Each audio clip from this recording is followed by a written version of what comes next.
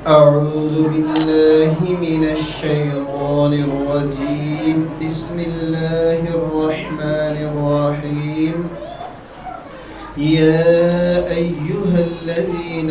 آمنوا أطيعوا الله ورسوله ولا تولوا عنه وأنتم تسمعون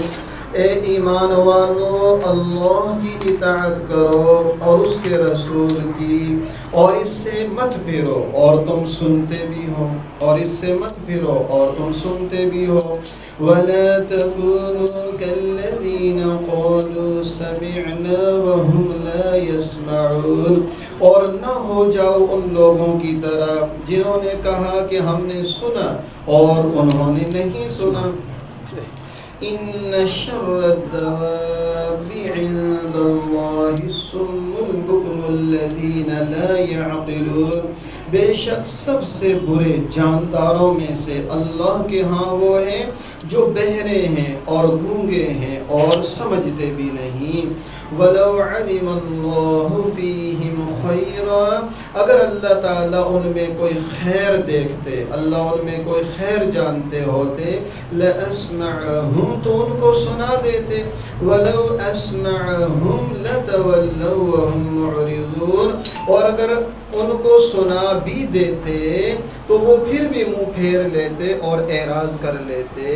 یا ایھا الذین آمنوا استجیبوا للہ وللرسول اذا دعاکم لما یحییکم اے ایمان والو لبیک کہو مانو اللہ کا حکم اور اس کے رسول کا حکم جب تمہیں بلائے ایسی چیز کی طرف جس میں تمہارے لیے زندگی ہو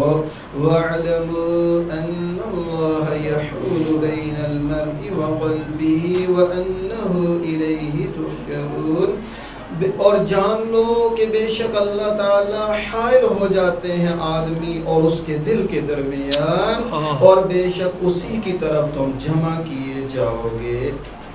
آج کا یہ جو ہمارا سبق ہے آیت نمبر 20 سے آیت نمبر 24 تک کا جو سبق ہے اس میں ایک تو ایمان والوں کو یہ بتایا گیا کہ اللہ اور اس کے رسول کی بات کو سنو اور اس کی اطاعت کرو اور جو نہیں مانتے ان کو بدترین جانداروں میں شامل کیا گیا ہے تو آج کی اس سے پہلے جو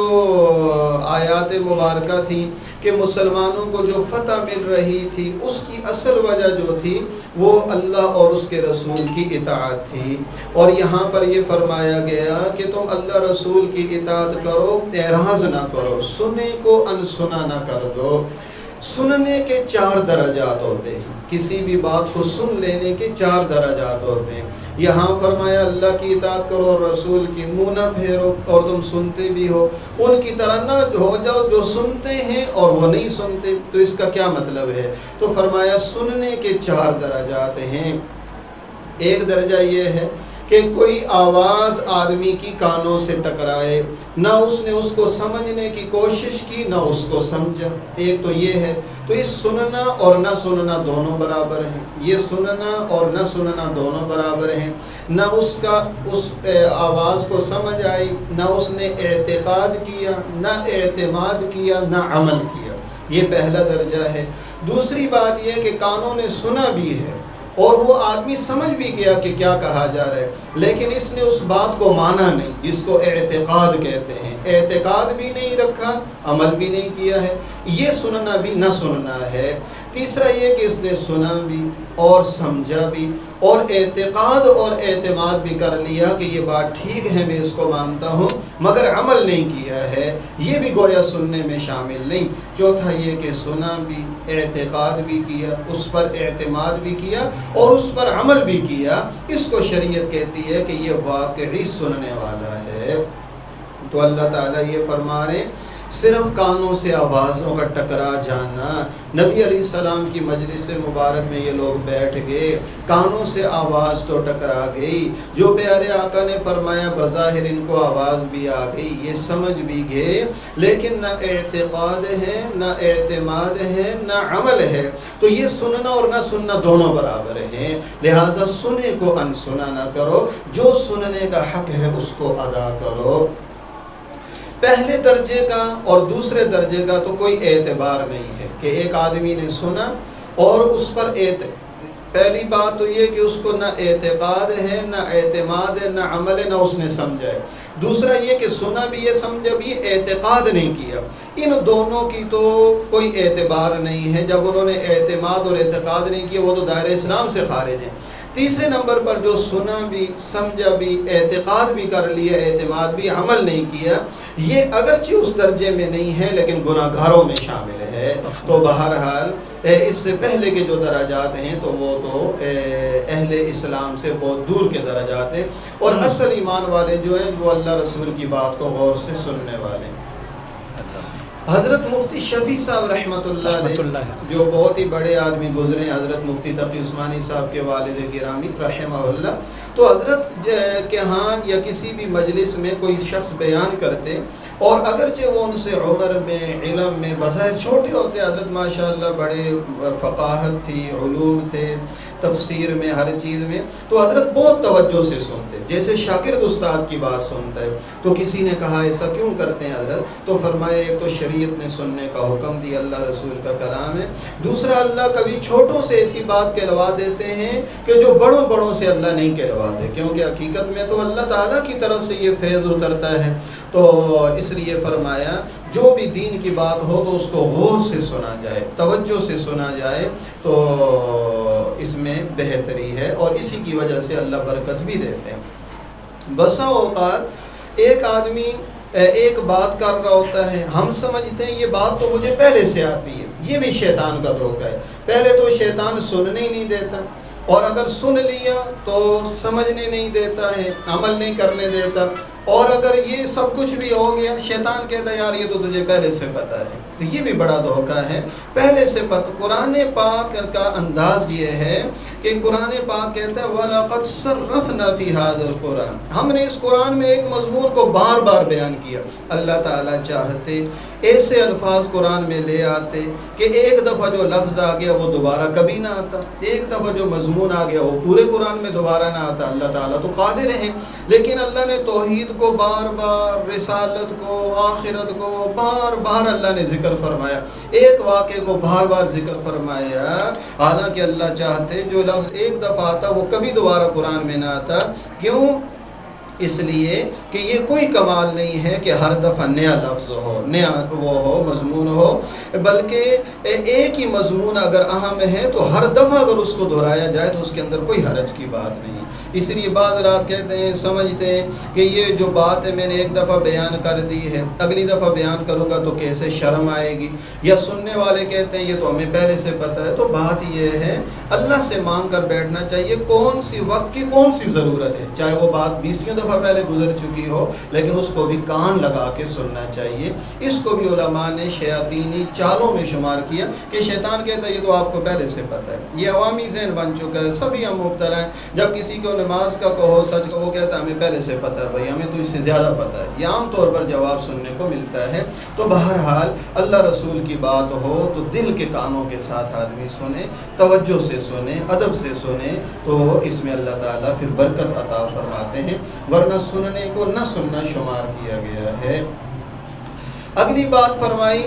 جو لوگ اللہ رسول کی باتوں سے بہرے بنتے ہیں، گونگے بنتے ہیں، اللہ فرماتے ہیں صرف انسانوں سے بدترین نہیں، تمام جانداروں سے بھی وہ بدترین ہیں۔ اشرف المخلوقات تھا یہ انسان، وَلَقَدْ كَرَّمْنَا بَنِي آدم، انسان کو ہم نے بڑی فضیلت عطا فرمائی ہے، تکریم عطا کی، اشرف المخلوقات بنایا۔ لیکن اگر وہ اشرف المخلوقات عقل کامل ہونے کے باوجود وہ اگر اس طرح گری ہوئی عقیدہ یا بات رکھے گا تو جانوروں میں تو شعور ہی نہیں ہے اور ان کو تو مکلف ہی نہیں بنایا گیا۔ ظاہر بات ہے جب وہ ان کی جیسی زندگی گزارے گا تو وہ انسان ان سے بھی بدتر ہو جائے گا۔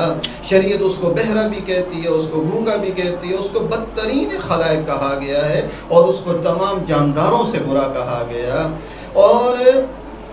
فرمایا کہ اپنی خلقت کے اعتبار سے انسان سب جانوروں سے افضل اور اعلیٰ ہے، صرف فرشتوں سے کم درجے کا ہے، لیکن جب وہ اپنی عمل میں اطاعت میں کوشش کرتا ہے تو فرشتوں سے بھی اعلیٰ ہو جاتا ہے، لیکن اگر اطاعت حق سے روگردانی کی تو وہ انسان اسفل سافلین میں چلا جاتا ہے اور وہ انسان انتہائی نچلے درجے میں چلا جاتا ہے۔ آگے ایک تسلی کی بات ہے بہت ہی پیاری، وہ یہ ہے، یہ پیارے آقا صلی اللہ علیہ وسلم کو تسلی ہے، حضور کے واسطے سے سب کو تسلی ہے۔ جو لوگ نبی علیہ السلام کی بات کو نہیں سنتے تھے، قرآن کو نہیں سنتے، دین کو رکاوٹیں ڈالتے ہیں، اللہ فرماتے ہیں ان کے اندر خیر ہی نہیں ہے۔ اے پیارے نبی، اگر اللہ نے ان میں کوئی خیر جانتے ہوتے نا تو ان کو اللہ خود سنا دیتے، اگر آپ ان کو سنا بھی دیں گے تو یہ منہ پھیر کر چلے جائیں گے اور اعراض ہی کریں گے۔ تو جو نہیں سنتے بات کو، جو قریب نہیں آتے، ان کے نہ سننے میں ہی اللہ نے خیر رکھی ہوئی ہے۔ اس کا مطلب یہ ہے کہ جن کو سننے کی توفیق ہوئی تو ان کے ساتھ اللہ تعالیٰ کی خاص مدد اور نصرت ہوئی۔ جس نے نہیں سنا، حقیقت میں اللہ تعالیٰ نے ان کے لیے فہم کے، تدبر کے اور اعتقاد کے اور عمل کے دروازے ہی اللہ تعالیٰ نے ان کے لیے بند فرما دیے۔ اسی کو دل کی مہر بھی کہتے ہیں کہ اللہ تعالیٰ ان کے دلوں پر مہر لگا دیتے ہیں۔ تو اس کا یہی علاج ہے کہ آدمی اللہ رسول کی بات کو دل کے کانوں سے سنے، غور سے، اعتقاد سے اور یقین کامل کے ساتھ سنے۔ اگلی آیت بھی بہت خوبصورت آیت ہے، اس کی مختصر وضاحت میں کر دیتا ہوں۔ اللہ جل شانہ فرماتے ہیں ایمان والو، دیکھو اوپر عرض کیا گیا کہ سننے کو انسنا نہ کرو، بلکہ کیا کہو، اللہ کے حکم پر لبیک کہو، رسول کے حکم پر لبیک کہو۔ اور رسول اور اللہ جل شانہ آپ کو جس طرح بلاتے ہیں اس میں تمہارے لیے زندگی ہے، دنیا کی، آخرت کی بقا ہے، تمہارے کامیابی اللہ تعالیٰ نے اسی میں رکھی ہوئی ہے۔ تو یہاں پر جو یہ لفظ آیا ہے کہ جب اللہ اور اس کے رسول تمہیں بلائیں ایسی بات کی طرف جس میں تمہارے لیے زندگی ہو تو اس پر تم لبیک کہو۔ اب اس حیات کا کیا مطلب ہے؟ یہاں جو فرمایا لما یحییکم، ایسی چیز جو تمہارے لیے زندگی ہے، تو علماء کرام کے مختلف اقوال ہیں، بہت ہی پیارے مزیدار۔ تو سدی رحمہ اللہ ایک بڑے مفسر ہیں، فرمایا کہ وہ حیات بخش چیز ایمان ہے، یعنی اللہ رسول جب تمہیں ایمان کی طرف بلائے، کیونکہ کافر اللہ رسول کی نظر میں مردہ ہے۔ اور دوسری بات قتادہ رحمہ اللہ فرماتے ہیں اس سے مراد قرآن ہے، جب اللہ رسول تمہیں قرآن کی طرف بلائیں، کیونکہ قرآن پاک ہی میں دنیا اور آخرت کی کامیابی اور فلاح یہ مضمر ہے۔ امام مجاہد رحمہ اللہ فرماتے ہیں کہ اس زندگی سے مراد حق ہے کہ اللہ رسول جب تمہیں حق کی طرف بلائیں، اور ابن اسحاق رحمہ اللہ فرماتے ہیں کہ اس سے مراد جہاد ہے، جب اللہ اور اس کے رسول تمہیں جہاد کی طرف بلائیں تو لبیک کہو، کیونکہ اللہ نے مسلمانوں کو عزت و جہاد سے بخشی ہے۔ اور یہ سب چیزیں اپنی جگہ پر مراد ہو سکتی ہیں کہ اللہ اور اس کے رسول جب تمہیں ایمان کی طرف، قرآن کی طرف، حق کی طرف، جہاد کی طرف، الغرض کسی حکم کی طرف بھی بلائیں تو تم اس پر دل و جان سے لبیک کہو۔ تو لما یحییکم کا یہ مطلب ہے۔ اور جان لو کہ اللہ تعالیٰ بندے اور اس کے دل کے درمیان حائل ہو جاتے ہیں۔ اللہ جل شانہ کے حائل ہونے کا کیا مطلب ہے؟ جو آدمی گناہوں میں، کفر و شرک میں پڑے گا، اللہ رسول کے حکم میں اور اس میں اور اس کے عقیدے اور عمل میں اور اس کے دل کے درمیان غفلت اور شہوت کے پردے حائل ہو جاتے ہیں، وہ آدمی کو نور سے دور کر دیتے ہیں، دل معرفت کا نور حاصل نہیں کر سکتا۔ چنانچہ ترمذی شریف کی روایت ہے، نبی کریم صلی اللہ علیہ وسلم نے ایک روز حضرت ابی ابن کعب کو بلایا۔ اچھا، یہ جو ابھی میں بات عرض کر رہا ہوں یہ بات ہے لبیک کہنے پر، یہ جو ابھی بات عرض کر رہا ہوں کہ اللہ رسول جب بلائیں تو لبیک کہو، اس کا ایک مطلب یہ بھی ہے کہ رسول کے بلانے پر آنا فرض ہے۔ جب اللہ کے نبی کہیں فلاں ادھر آ جاؤ، جس حال میں بھی یہ چل پڑنا فرض ہے، ایک لمحے کی تاخیر کی گنجائش نہیں۔ نماز ہو تو نماز توڑ کر جانا واجب ہے۔ چنانچہ ترمذی اور نسائی شریف کی روایت ہے کہ نبی کریم صلی اللہ علیہ وسلم ایک روز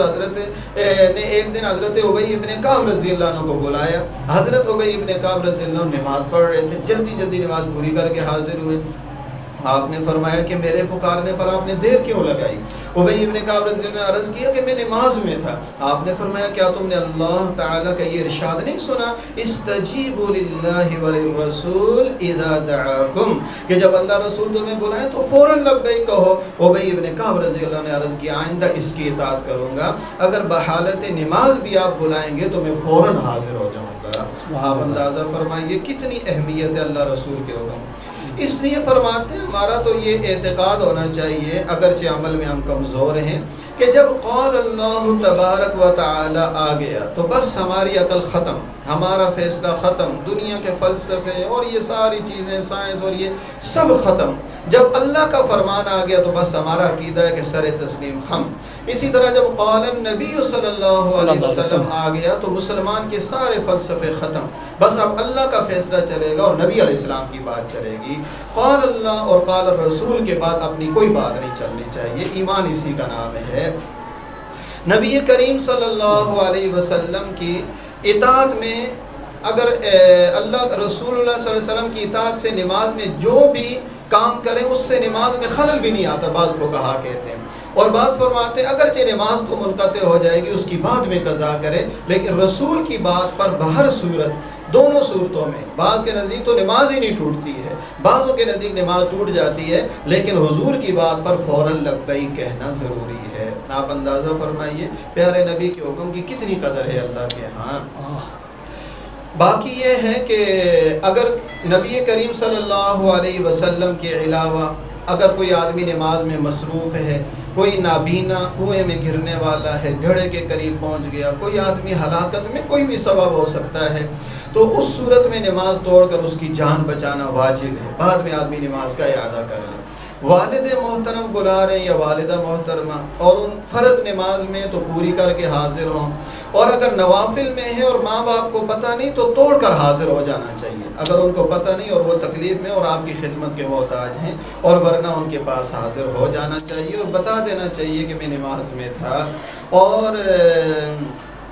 جب ماں باپ خدمت کے محتاج ہیں، چارپائی پر ہیں، قضاء حاجت کھانے پینے کے لیے محتاج ہیں، تو اس میں حکم یہ ہے، وہ حکم یہ ہے کہ فرض نماز آدمی مسجد میں پڑھے، واجب پڑھ لے، لیکن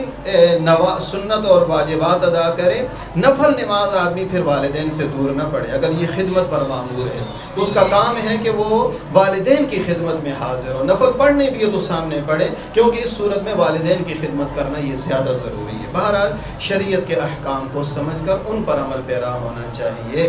اب اگلی بات جو ہے نا، اللہ تعالیٰ بندے اور اس کے دل کے درمیان حائل ہو جاتے ہیں، اس کے دو مطلب ہیں بہت ہی پیارے۔ ایک مطلب یہ ہے نا، جو بندہ نیکی کے راستے پر چلتا اپنی طرف سے کوشش کر رہا ہے، کبھی گناہ کا موقع آ گیا، یہ گناہ کی طرف مائل ہو رہا ہے، اللہ اس کے اور اس گناہ کے درمیان حائل ہو کر اس کو گناہ سے بچا دیتے ہیں، ایک اس کا یہ مطلب ہے۔ ایک مطلب یہ کہ جو کافر ہوتا ہے، مشرک، ہر وقت کا نافرمان، اللہ کو ناراض کرنے والا، اور کبھی اس کے لیے اچھا موقع آ بھی جائے تو تقدیر کا فیصلہ غالب آ جاتا ہے، نحوست غالب آ جاتی ہے اور وہ آدمی وہ کام وقت پر نہیں کر سکتا ہے۔ اس لیے فرمایا کہ جب نیکی کا کام کوئی آئے تو اس کو ٹالو مت، اس کو فوراً کر گزرو، اگلے لمحے کا پتہ نہیں ہے کہ شیطان تو جسم میں اس طرح دوڑتا ہے، حدیث میں ہے جس طرح خون رگوں میں دوڑتا ہے، لہذا فرصت عمر اور فرصت وقت کو غنیمت سمجھ کر آج کا کام کل پر نہیں ڈالنا چاہیے اور اس کو فوراً بجا لانا چاہیے۔ اللہ تعالیٰ بندے اور اس کے دل کے درمیان حائل ہو جاتے ہیں، اس کا ایک مطلب یہ بھی ہے کہ اللہ تعالیٰ بندے کے بہت زیادہ قریب ہے، نحن اقرب الیہ من حبل الورید، رگے جان سے بھی زیادہ اللہ تعالیٰ بندے کے قریب ہیں۔ تو بہرحال اسی لیے ہمارے پیارے آقا صلی اللہ علیہ وسلم اکثر یہ دعا فرماتے تھے، یا مقلب القلوب ثبت قلبی علی دینک، اے دلوں کے پلٹنے والے میرے دل کو اپنے دین پر ثابت قدم فرما دے۔ اس دعا کا بھی اہتمام کرتے رہنا چاہیے۔ اللہ تعالی ہمیں اپنے اور اپنے پیارے نبی صلی اللہ علیہ وسلم کی کامل اطاعت نصیب فرما دے اور نفس و شیطان سے ہماری حفاظت فرما دے۔ وصلی اللہ علی النبی الامی الکریم۔